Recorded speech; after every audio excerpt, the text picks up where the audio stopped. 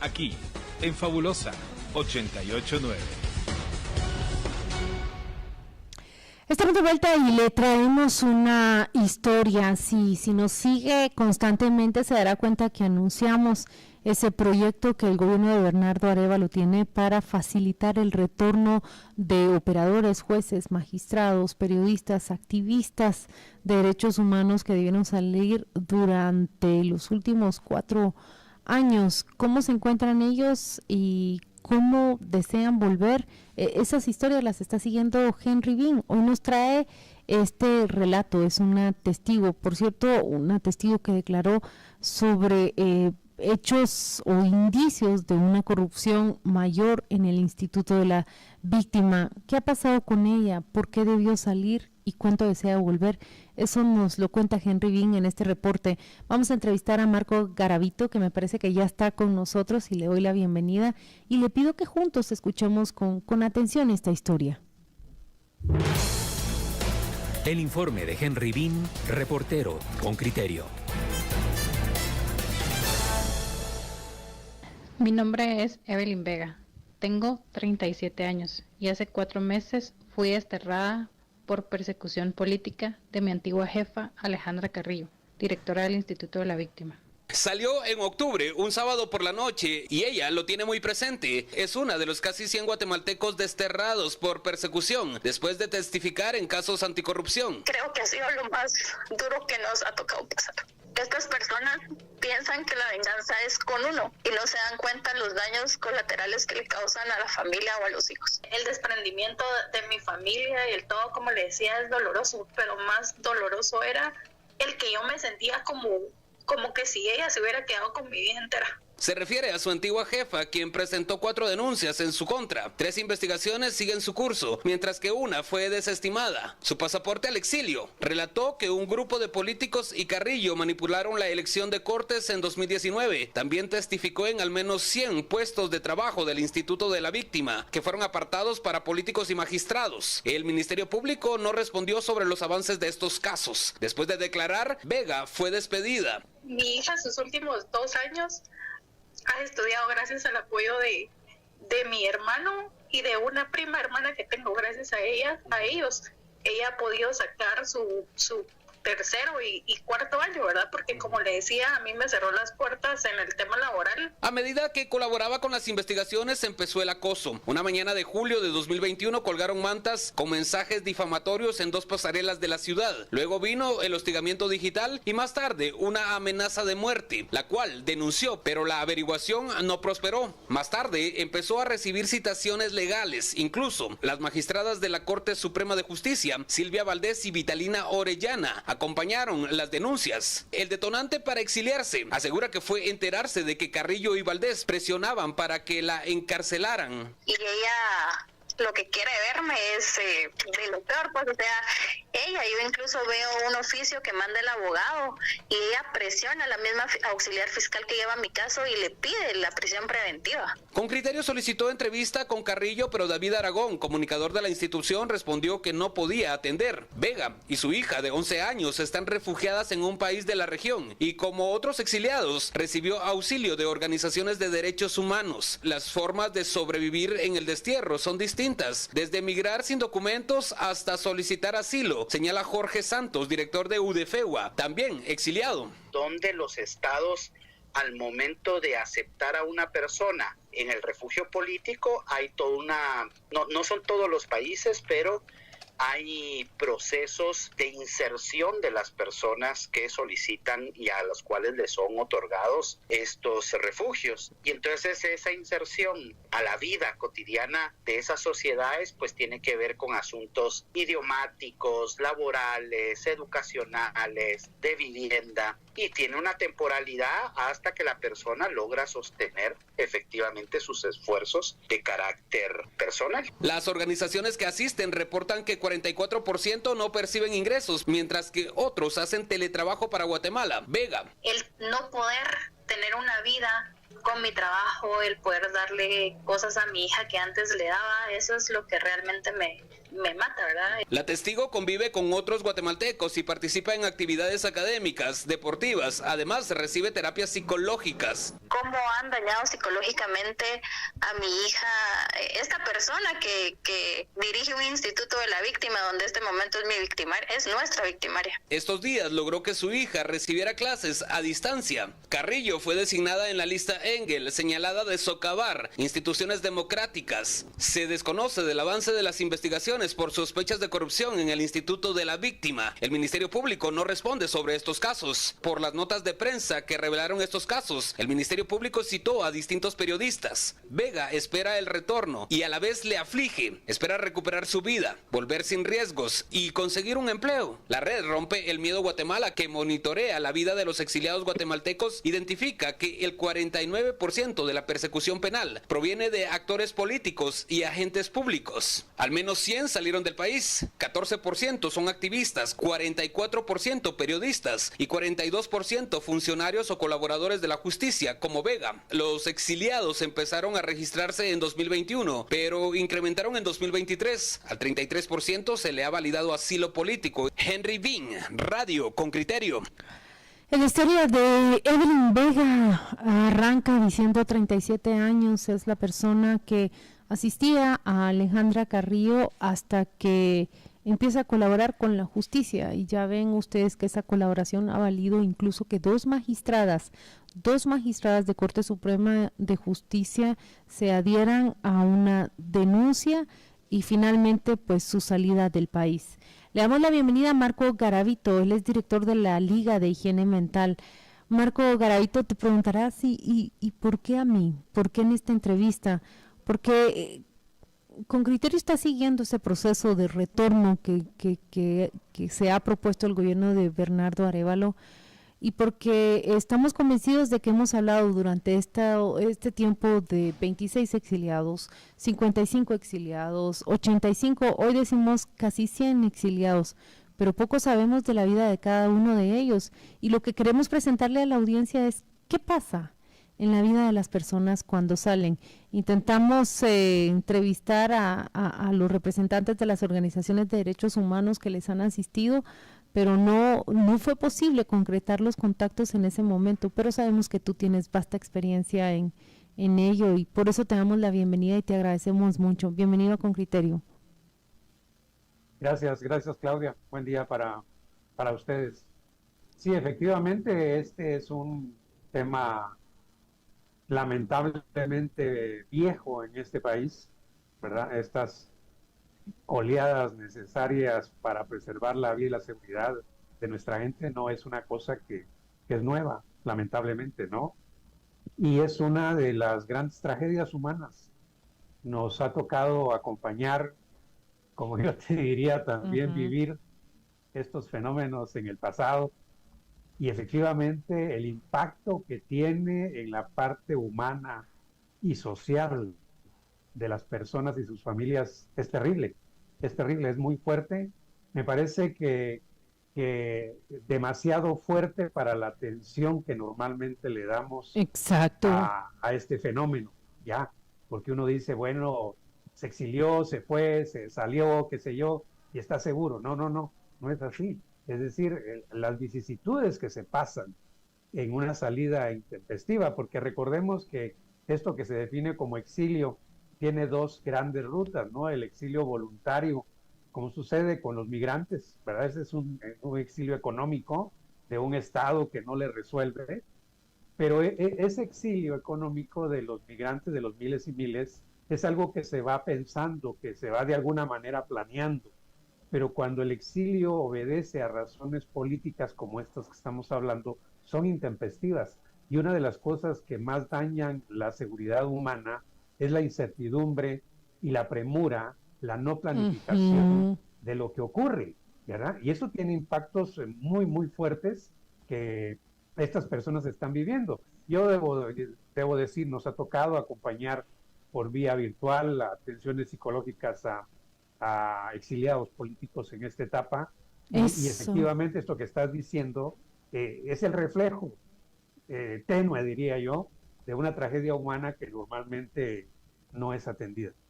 Marco, ¿qué efecto tiene en una sociedad como la guatemalteca, que nosotros en Con Criterio difundamos el audio de esta persona que es tan conmovedor realmente, en que ella dice, o más bien yo infiero, ella se atrevió a denunciar y miren lo que su denuncia le acarrea en términos de sufrimiento personal, sufrimiento para su hija, vicisitudes en términos económicos, incertidumbre para su futuro próximo, mientras sus victimarios disfrutan de el arropamiento de todo el sistema político, legal y económico del país. Son ricos, viven cómodamente, las instituciones actúan para ejecutar la venganza en contra de quienes se atrevieron a denunciarles, y la sociedad pareciera alinearse con ellos. ¿Qué efecto tiene esto que te estoy describiendo? ¿Qué efecto tiene sobre la psiquis de nuestra sociedad? O debo preguntar al inicio, solo de nuestra audiencia. Sí, lo que sucede, Juan Luis, es que este fenómeno del exilio, como muchos otros fenómenos que se dan en esta realidad nuestra, tienen un efecto muy pernicioso para la sociedad. Y es que en la medida que son repetitivos, que no son atendidos, que quedan en la impunidad, que generan incluso un grado de temor social, va gestando algo que yo defino como el gran proceso de deshumanización social frente a estos dolores y estos procesos que a la gente le toca vivir. Porque muchísima gente quizá ve la noticia, se entera, pero igual que otros fenómenos que nos pasan, al otro día lo dejó por fuera, lo olvidó, porque hay otras cosas más importantes, ¿no? Y en ese sentido es que este esfuerzo de ponerle atención a este fenómeno es muy valioso, porque me parece a mí que ahorita no, el proceso tiene que ir madurando, pero tienen que haber dos rutas. Una, fortalecer los espacios de apoyo y de retorno sano de estas personas que han tenido que salir por estas razones. Pero segundo, avanzar en los procesos de justicia en aquellos que lo provocaron, porque hay muchos hechos que se pueden evidenciar de naturaleza inhumana, ilegal, irregular, que provocó este tipo de salidas, este tipo de abandono del país, y eso tampoco puede quedar por fuera. Es decir, esta denuncia de esta persona que escuchamos sitúa personajes concretos. Hay que hacer procesos de investigación también para deducir responsabilidades en esa parte, porque la gente no solo se conforma, quien ha sufrido esto, con el retorno. Claro, con la justicia. Con retomar su vida, entre comillas, porque ya no es igual. Retornando no es igual, van a haber factores. Pero creo que hay que hacer un esfuerzo de sanear también esta sociedad desde el punto de vista de la justicia. Esta gente no puede actuar tan arbitrariamente y tan impunemente, que es tan común que lo hagan. Bueno, dicho sea de paso, la persona a quien ella acusa mediante una trampa de amparos impide su remoción en este momento. Ella debía salir del Instituto de la Víctima a finales de noviembre del año pasado, pero un amparo le prohíbe al presidente Alejandro Yamatei, lo vamos a decir entre comillas, que se le remueva, y se encuentra así. La Corte de Constitucionalidad está por conocer finalmente este caso, pero ¿qué podemos esperar? La testigo declaró que también fue una operadora política fuerte, con visitas incluso del presidente Jimmy Morales, con visitas de los magistrados que hoy por hoy se encuentran en esa Corte de Constitucionalidad. Me llama la atención algo que dijiste, Maco, que en esta etapa, en el presente, has debido atender a muchas de las personas que resultan perseguidas, acosadas, hostigadas digitalmente, judicialmente. ¿Qué pasa en la vida de una persona? ¿Qué pasa en su salud emocional, en su salud mental? Si se puede describir de manera general, ¿verdad? Cada caso es específico, claro, pero claro, para que nosotros podamos entender. Miren, en general el principio es que lo que yo mencionaba antes, estas salidas son intempestivas, es decir, es de la noche a la mañana muchas veces que tienes que tomar una decisión para protegerte, para salvaguardarte, ¿no? Y eso hace que tu vida, tu cotidianidad, es decir, se rompa absolutamente. Y recordemos que nosotros, bien que mal, somos una sociedad afortunadamente bastante social todavía. Es decir, los vínculos sociales que se dan en este país no necesariamente los vas a encontrar en otros. No digo que sea malo o bueno, pero para nosotros es bueno. Entonces, esos vínculos de cotidianidad se te rompen. Y hay un fenómeno que le ocurre mucho a los que por alguna cuestión caen en una cárcel preventiva, y es que caen a la cárcel preventiva y asumen que muy pronto van a salir. Entonces, ¿qué sucede con quien se va al exilio? Que asume que va a ser un proceso relativamente corto y a veces se prolonga y se prolonga y se prolonga, y esa inquietud de que vas a retornar a tu vida cotidiana, a tu trabajo, a tus amigos, a tu familia, etcétera, etcétera, se va prolongando. Y si en ese espacio donde te fuiste no tenés la cobertura laboral, ni social, ni religiosa, ni espiritual, lo que sea, ni política, entonces se genera un gran sentimiento de soledad humana. Y ese sentimiento lo que genera es mucha frustración hacia uno, ¿verdad? Recordemos que además estos fenómenos de exilio político o estos fenómenos políticos traen una cola que a veces no la vemos suficientemente, y es que aquellas personas cercanas a nosotros se incomunican de nosotros, porque ese peligro de correr el mismo riesgo hace que se tome distancia. Entonces resulta que te vas, pero en la distancia, en el exilio, no tienes el mismo grado de comunicación, ni la comunicación normal con personas que normalmente la tenías, porque estas también se están protegiendo de un sistema que es vengativo, ¿verdad? Un sistema que persigue sin sentido, porque un poco lo que nos ocurrió en el pasado durante el conflicto, y eso está bastante reconocido, cuando las autoridades de este país, cuando este gobierno, estos gobiernos, digamos, no podían golpear directamente a quienes podíamos estar en la lucha contra este Estado, golpeaban a las familias, mataban a la mamá, al papá, a los hermanos, secuestraban. Secuestraban al hermanito de 14 años y lo desaparecían porque la hermana se había fugado de una cárcel militar. Porque la idea es que a través de eso, de la presión al núcleo social que se queda, quiere seguir golpeando al que se fue. Entonces eso hace que la gente que se queda se retraiga, y entonces la comunicación humana se distancia con quien se fue, y eso es muy doloroso. Genera muchos fenómenos en la idea de que estás absolutamente solo, aunque tengas el apoyo, porque siempre se intenta dar, pero no es lo mismo estar aquí.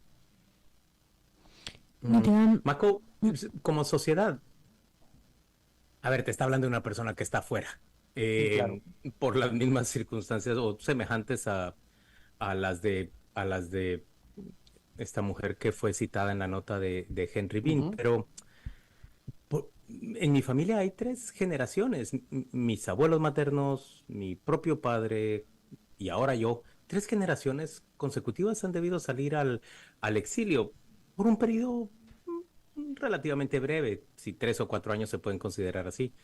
¿Qué hace que nuestra sociedad viva recurrentemente estos ciclos y qué hace que no seamos capaces de ponerles un fin a ellos?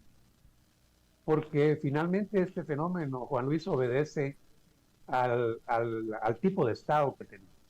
Históricamente ha sido un Estado autoritario, ha sido un Estado represivo, ha sido un Estado exclusivista. Todo aquel que es distinto ya no entra en ese cajón, y si ser distinto implica poner en riesgo, entre comillas, ese sistema, pues con mayor razón se dan este tipo de fenómenos. Por eso decía yo antes, el exilio no es una cosa nueva, incluso de miles antes que es de esta oleada de ahora, que ya es preocupante, pero es el tipo de sistema. Por eso es que este periodo que arrancamos apenas de este nuevo gobierno, tenemos que verlo con mucha ilusión, si ustedes quieren, ¿no? Pero con mucho esfuerzo de apoyar de la manera más madura, más sensata, los procesos que se vayan abordando, y dentro de ellos, como el gobierno mucho lo ha dicho, el tema de la corrupción, porque es el que está en el fondo fundamentalmente de este fenómeno de persecución política, de persecución económica, de persecución religiosa. Es la corrupción la que está ahí atrás. Entonces no es desde luego una cosa de magia, no es una cosa rápida, y en eso yo aprovecho para llamar la atención sobre ese tema, de tener cuidado, porque a veces somos queremos carrerear, ¿verdad? Queremos correr antes de gatear, y tenemos que tener mucha paciencia, eso sí, avanzando, no paciencia esperando sin nada, porque este proceso no es fácil de resolver, pero tenemos en nuestras manos la posibilidad de empezarlo a hacer. Y el tema del exilio es un tema, o de los exiliados, es un tema que nos puede ayudar, porque efectivamente hay mucha gente afuera que puede contribuir en este país a ese proceso, pero hay que ser cuidadosos, eso no puede ser muy rápido, y por lo tanto el apoyo a quienes siguen afuera tiene que ser un apoyo, ¿cómo decirlo?, muy maduro, muy ecuánime, y voy a decir algo que quizá no suene muy bonito, pero lo voy a decir, porque a veces uno encuentra, digamos, declaraciones de que, bueno, los que están en el exilio ya vienen y son los héroes. No, eso no es así, porque hay quienes lo hacen con buena intención, pero hay que incorporarse de una manera humilde y sencilla al apoyo de construcción de esto que estamos viviendo. ¿Por qué? Porque no todos los que sufren persecución, y eso es una gran ventaja, no todos los que sufren persecución tienen posibilidad de salir. En este país hay mucha gente perseguida, hay mucha gente sufriendo, hay mucha gente aislada, se ha alejado de sus actividades exactamente políticas. Los exiliados aquí adentro, que son personas aquí adentro hay un fenómeno muy complicado que tampoco estamos visualizando. Entonces todo esto tenemos que amarrarlo en el proceso de ir construyendo de nuevo este país paso a paso, pero con la garantía de que ese fenómeno, ese sustrato, Juan Luis, que es ese sistema corrupto, exclusivista, autoritario, represivo, clasista, ¿por qué no decirlo?, pueda empezar a tener algún retroceso, y entonces nuestra gente, valiosísima gente, tener la posibilidad de aportarle al desarrollo de este país, que siempre se ha negado. Aquí además hay gente que se encarga permanentemente de amenazar y de buscar que la gente salga al exilio, porque es una manera también de quitarse un peso de encima. En fin, todas esas cosas lamentablemente las tenemos muy vivas. Pero también, ¿sabes qué pensaba, Maco? Una sociedad que aprenda a apreciar el valor de un testigo, que aprenda a reconocer que hay valentía cuando una persona decide salir del entorno en que se encontraba y declarar, colaborar con la justicia. Aquí lo digo porque Ligia Palma está escribiendo, conozco un caso de más de 20 años en el exilio por denunciar, y en este caso el denunciado se atrevió a amenazarlo de muerte. La vida le cambió radicalmente, que también Guatemala tiene poco aprecio por esos elementos que son fundamentales para conseguir justicia. No sabes cuánto te agradezco. Sin duda vamos a seguir invitándote. Desconocía que estabas directamente involucrado con casos presentes, pero sí sabía que eras fundamental en tratar este tipo de procesos en nuestra historia reciente. Muchas gracias por atendernos, Maco.